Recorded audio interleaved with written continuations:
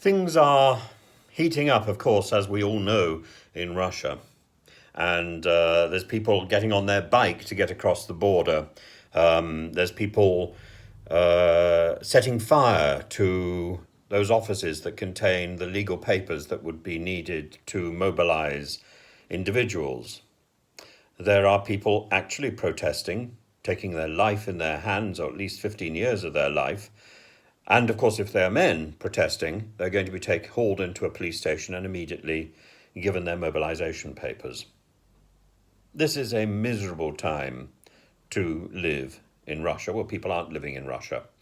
They're either enduring it or they're getting out.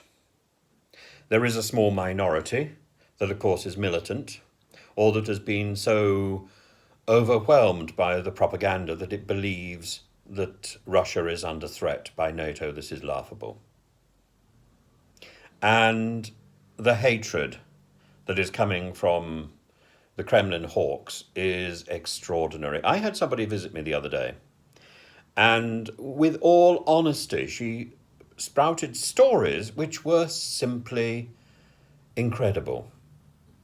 One of the stories, and she initially said that she was a Putin hater. But she said it was very difficult because soldiers are coming back from Ukraine, captured soldiers, then released. So prisoners who have been released, there's no record of this, who have been released and coming back to Rostov. I know people in Rostov, they don't tell me this story, so I don't believe it's true. And they have all of them have been castrated by the Ukrainians, who of course are described as thugs and neo-Nazis. It is untrue. It is untrue. And it all goes back to a story that we have documentary evidence for, that we have video evidence of a Russian soldier castrating a Ukrainian prisoner.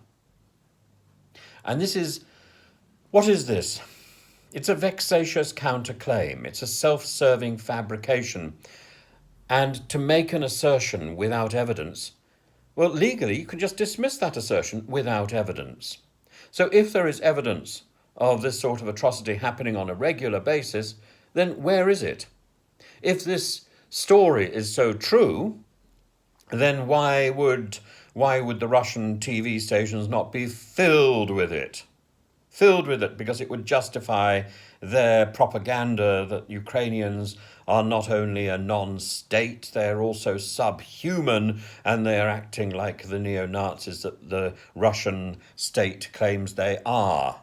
There is no evidence of this. This is nonsense. This is futile. This is tittle-tattle propaganda, and this is what we're going to hear more and more of as the days go by. This is the stuff, the last grunts of a fading rat, and engineered by that fading rat.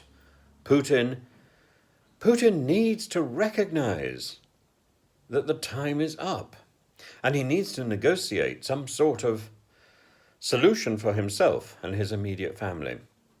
I think the doors have closed from China. And I think this is partly why we have seen what we have seen. If China's not going to welcome him in, if India is not going to welcome him in, then where can he go? And we come back to Monsieur Macron's thing, which was advanced right at the beginning, way back in February, that we must give Putin a way out. Because if we don't, there is no end to what's going to happen. We have to find a solution for Putin.